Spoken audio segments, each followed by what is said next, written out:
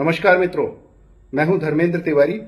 मैं इस समय इंडियन इंफॉर्मेशन सर्विस में सेवा दे रहा हूं भारत सरकार में। मैंने सिविल सर्विसेज एग्जाम क्वालिफाई किया था 2003 में और उसके पहले आईआईटी जेई का एग्जाम क्वालिफाई किया था 1995 में।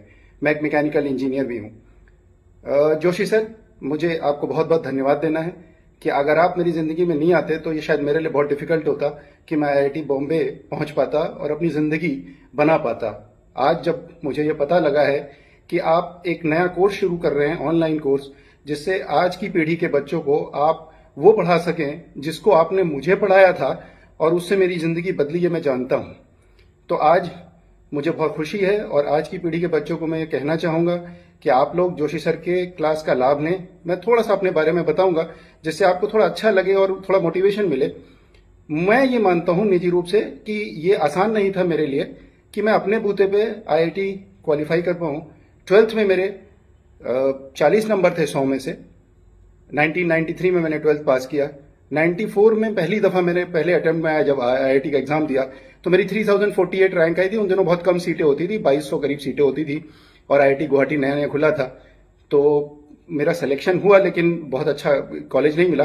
तो सर ने मुझे सर को जोड़ने का सौभाग्य भी थोड़ा बाद में मिला, साल थोड़ा निकल चुका था। लेकिन सर के अच्छे गाइडेंस का परिणाम था कि 1995 के आईआईटी जेईई एग्जाम में मुझे अच्छी सफलता मिली और जिस व्यक्ति के 100 में 40 नंबर 12वीं में आए हूं, आप इमेजिन कर सकते हैं कि उसने मैथ्स के बूते पे ही आईआईटी का एग्जाम क्लियर किया। और उसके बाद भी आईआईटी पास करने के बाद भी जब सिविल सर्विसेज एग्जाम 2002 में और 3 में दिया, उस समय भी मैथ्स और फिजिक्स सब्जेक्ट के साथ ही उसको क्वालिफाई किया। और मेरा तो निजी रूप से मानना है कि मैथ्स एक बहुत ही खूबसूरत शब्द है, खूबसूरत विषय होता है और हमारी जिंदगी में हमें एक अच्छा इंसान बनाने में और जिंदगी को समझने में भी मैथ्स बहुत अच्छी भूमिका निभाती है। तो मुझे सभी बच्चों को ये रिक्वेस्ट करना है कि अगर आप जोशी सर का साथ लें तो जोशी सर का जो पढ़ाने का तरीका है उसका आपको बहुत लाभ मिल सकता है। अगर अपना पुराना समय याद करूं तो निश्चित रूप से कहूंगा कि सर का जो बात मुझे सर के बारे में याद आती है वो एक शब्द याद आता है कि ग्राफ वाले जोशी जी। सर को उन दिनों हम लोग ग्राफ वाले जोशी जी इसलिए कहा करते थे क्योंकि वो पढ़ाने का तरीका उनका बिल्कुल अलग था। जो चीजें आईआईटी में पूछी जाती हैं और जिनके सवाल कई बार आपको करने में 5 मिनट लग सकते हैं, 6 मिनट लग सकते हैं ऑब्जेक्टिव क्वेश्चन को करने में, उसको कैसे 1 मिनट में और 1.5 मिनट में आप कर सकते हैं, उसको करने के लिए खाली देखते ही क्वेश्चन को कैसे करना है, ऐसी समझ और ऐसी विजुअलाइजेशन जो जरूरी होती है एक स्टूडेंट के लिए, वो देने में जोशी जी की एक बहुत बड़ी भूमिका है।